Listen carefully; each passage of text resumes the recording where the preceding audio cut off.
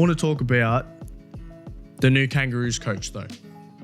Kevin Walters has signed on as the new Australian coach for this upcoming Ashes series at the end of the year. It's only a 3-game series. It's only a contract for this particular series until the end of 2025. What does it mean for Australia?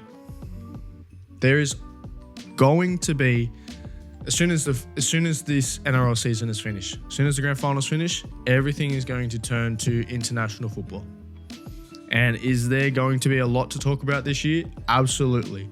With eligibility, with Tier 2 nations, players opting out of playing for Australia, there's going to be a lot to talk about, and you're going to see and hear about it a lot. And pretty much it's going to be a lot of speculation until we get final say from certain players about who they decide to actually put their hand up and play for. So it's going to be very interesting for Kevin Walters. It's going to be very interesting no matter who the coach was. Now, a couple of months ago maybe, we talked about it on this podcast about the candidates that were there since it got announced that Mal was leaving and going to coach the Perth Bears. You had names of Kevin Walters, you had names of Brad Fittler, Cameron Smith and Wayne Bennett. At the time I said Wayne Bennett's probably your best option there, but I would absolutely love to see Cameron Smith have a crack at it. Now they've gone in the way of Kevin Walters. It's probably the easiest to just sign up for this upcoming Ashes series and just let it play out. He also has a previous history with some of the elite players in the league, being the origin coach for the Queensland Maroons. So he has relationships with a good portion of players that would be selected in the Australian side anyway. So it's not a bad pickup for the Kangaroos. It wouldn't be my first choice, but at the end of the day, they needed a coach. For this series, they needed a coach. They needed someone with representative football coaching experience and someone who has had some success, at least in the past. And he does tick those boxes. This is basically a trial period for him. It's basically a long-form interview. Can he get the job done? What kind of challenges is he going to have to face that a Kangaroos coach may not have faced before? And how does he come out at the other end of it? And do we win the Ashes? Is it close? Is it competitive? Is England going to look far better than us? All remains to be seen, but he's going to have some certain challenges with player selection. There's going to be, we don't know who, there's speculation about who, but we don't actually know who, but there are going to be players that decide to not play for Australia that have played in the past.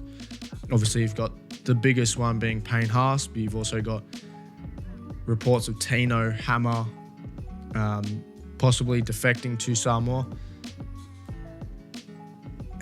You just don't know. Obviously, Australia has plenty to pick from, but this is likely going to be a year where we are just forced to pick players who may not have gotten there in the past. Players who may not have ever played for Australia, but we just need to start blooding some new young players because certain players that would have been picked there may defect, may opt out of Australia selection. So you're going to see some changes in the Kangaroo squad that you probably wouldn't have seen 2-3 years ago. But Australia's got the talent. We've got the numbers to pick from. It's going to be interesting. It's going to be very interesting to Kevin Walters. Hopefully he picks up a good coaching staff to go with him, and then we'll see what he can do at the end of the year.